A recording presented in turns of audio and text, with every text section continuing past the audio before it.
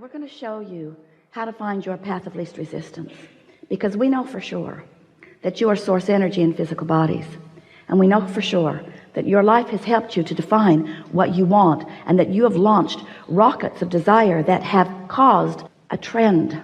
They've caused a path.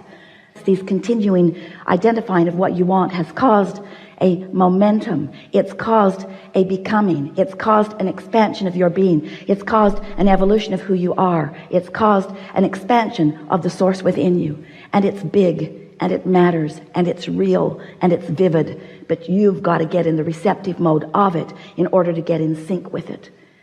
Your athletes know when they're in the zone, and that's all it is. They know when they have hooked up with that vibration that allows them to express in this moment, right now, this red hot minute, the whole of who they are, the desire that they hold, the physical vitality that they know, the agility, the timing, the harmonics of the physical body,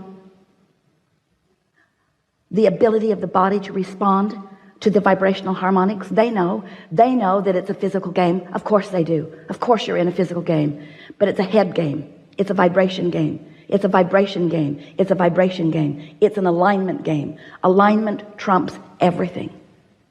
So often there are things that you don't want to give up. I don't want to give that up. We say, if we were standing in your physical shoes, we would be willing to give up everything but alignment. Because in alignment, everything that you want must be yours. In alignment, you find the receptive mode.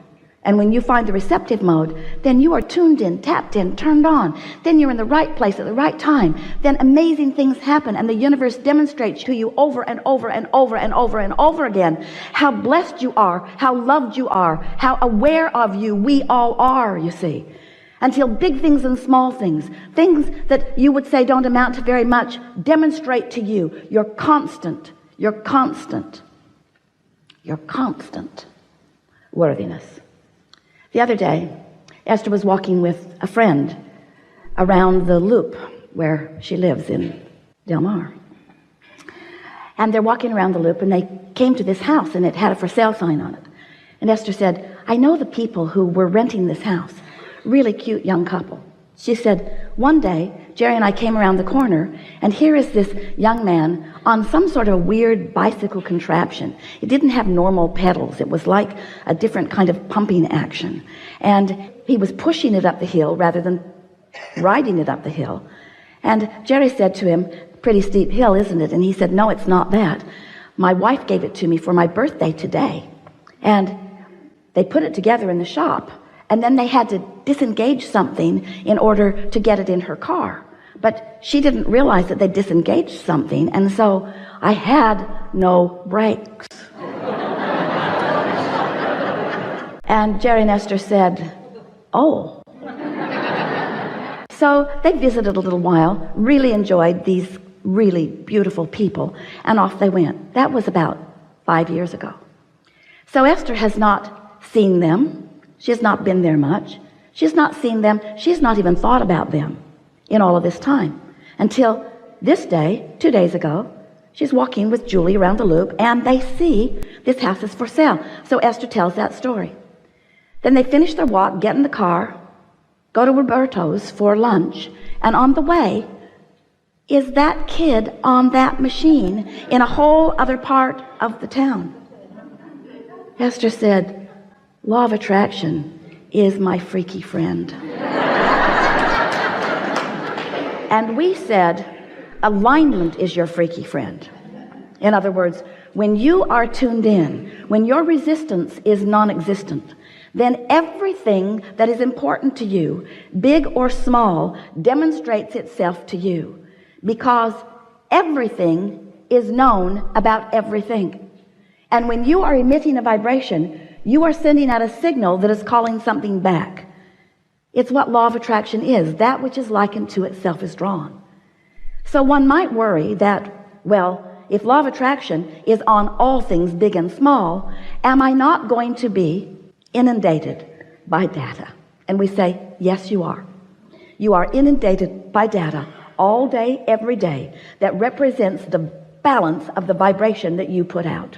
Everything that you are feeling is an indicator of everything that you are thinking. So what is a thought anyway? We want you beautiful manifested beings sitting as clumps on these chairs. We want you to understand your vibrational nature. We want you to understand the nature of this vibrational universe. We want you to understand that a vibration is a vibration, is a vibration, is a vibration, is a vibration. You know that story that you've been telling for so long? If a tree falls in the forest and there's no one there to hear it, does it make a sound? The answer is unequivocally no. It does not make a sound, because sound is the byproduct of the translation of the vibration by a receiving mechanism. It takes a focuser, it takes an eardrum, it takes something to turn that sound into something that can be received. Are you sort of kind of getting that? So there are vibrations all around you, and you have practiced yourself into being the receiver of them. We just want you to practice yourself into being the receiver of the ones that feel good, not the ones that feel bad, not all the ones, which means we want you to no longer be conditional focusers. You see something that feels good, you look at it. You see something that feels bad, you look at it. Not much discriminating. We want you to be so discriminating that you pull your attention at the earliest, most subtle stage that you can find, away from those things that don't feel good. We want you to tune yourself to this high frequency of who you are. So this is the big picture. You were source energy before you came into this physical body, and splat, now you're here. But the larger part of you is still non-physical, and still that pure positive energy, still in that place of non-resistance. So here you are, just like you planned, exploring contrast. That's a good thing, because if you don't know what you don't want, you cannot know what you do want. You must have that focusing experience in order to define and decide what you want. So at all levels of your being, you're launching these rockets. The cells of your body are also launching rockets. You're launching rockets of desire. You're launching rockets. Rockets. You're launching rockets of evolution and expansion. And the source within you is becoming. And now you have two vibrational points of view. The vibrational point of view of who you really are, and the law of attraction path that is being drawn to that powerful point of attraction. And then there's you and what you're thinking. So who you really are is unconditional, meaning who you really are will never look at a condition and try to fix it and use it as an excuse to disconnect from true path. And when you do, you get crossways of your energy. So here's this source energy part of you calling all things that you are asking for to that you, and calling this physical you to that you, calling you into alignment with who you are. And when you are not fixated on something that you're pushing against, you find that vibrational path easily, and you feel that flow and that ease, where as soon as you think about something, it begins to manifest. So here's the part you might not know, because we've told you all those other parts many times. This is the piece you might not know. So there is this vibration. Could be not perceivable. Could be trees falling all over in the forest and no eardrums there to interpret the vibration into what you call sound. So here's this vibration.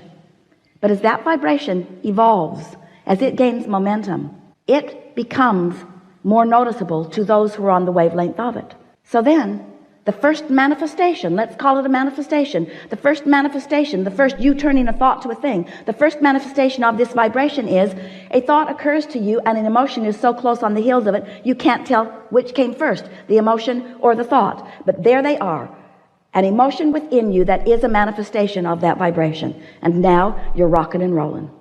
Now you are on the path. Now you're in the perceptive mode. So here's this thought. Let's call it your path. And here you are with this thought on this path. Now, if you don't do anything to divert your path, if you don't contradict it, if you don't say, yeah, but, if you don't say, oh, that's a really good idea, but I could never do it, or, oh, that's a really good idea, but I've tried that before and it didn't work. If you don't take that path and divert it, the momentum of that path is going to increase. And as the momentum of that path increases, now your ability to perceive even more is going to happen. So now it's not just a thought and a feeling. Now you're beginning to rendezvous with blue bicycle contraptions in places. In other words, now manifestations are happening that are evidence to you of your path. Hear it. Your not diluted path. Your not convoluted path. You're not contradicted path. You're not shooting myself in the foot path. You're not defensive path. You're not justifying path. You're not rationalizing path. Just a pure thought that is not contested with a belief that you've practiced. So what are you going to do? You have a lot of beliefs. You have a lot of beliefs that do not serve you. And the reason we know that is because you have a lot of desires that have not manifested fully. They get to the idea phase and then you kill them with contradictory thought that doesn't feel good when you think it. It doesn't feel good when you think it. So what most of you do, even though it didn't feel good when you thought it, because you weren't seeking alignment with source, because you didn't understand all that it meant. You weren't seeking alignment with your own inner being or alignment with your own desires. You sought alignment with somebody else's opinion. And they have so many differing opinions. We don't know how. You just don't go out of your mind as you talk to so many people about so many things, as you convince yourselves why you can't do this and why you can't do this, or why they shouldn't do that and why they shouldn't do that. What we want you to understand is that if you could leave the peanut gallery out of everything that matters to you and not dilute or divert your path, that momentum from a vibration to a thought, to an idea, to an emotion, to a rendezvous, to full manifestation would happen with you all day, every day, on everything that matters to you, on everything that matters to you. And if it's not happening, it's for one reason and one reason only. You're introducing contradiction to your vibrational equation. And it's all right. Everybody does it.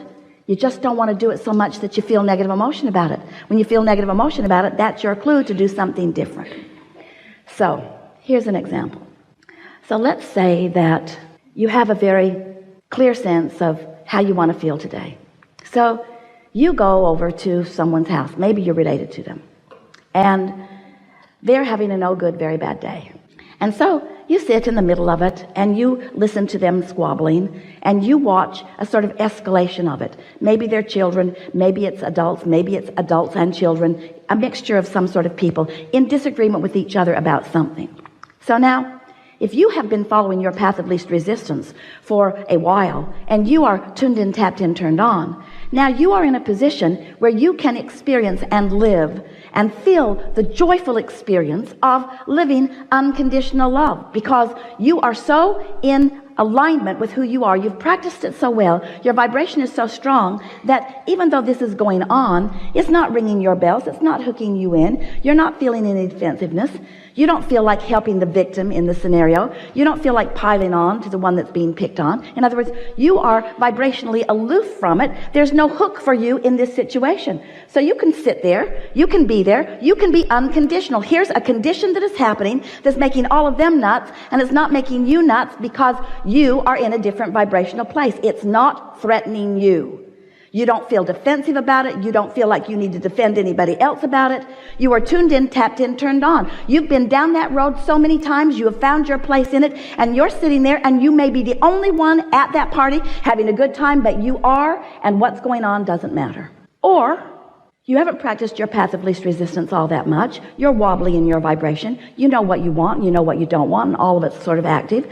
And so you sort of blunder into this experience, and they're not getting along, and you notice it, and you're annoyed by it, and then you're trying to pick a side, and you really think that that was unnecessary. You really didn't need to say that. No, this is going to get a lot worse before it gets better. And so you sit there, and you're sort of gritting your teeth, and you're trying to ignore it, but you really can't. And now they're looking at you like, what do you think about this? And you're looking away, and they're thinking, well, why are you looking away? And you're thinking, well, I'm looking away because you're all making me nuts, and I don't really like being here, and I'm all out of whack. And then you finally do leave. You finally do leave. You finally, now this is the part we want you to hear. You finally do stumble on to your path of least resistance, but not until you have suffered mightily. So you go off on your path, and then you spend the next 2 or 3 days justifying why you left. Now the phone calls come. Why'd you leave? Really don't want to talk about it. No, really, why'd you leave?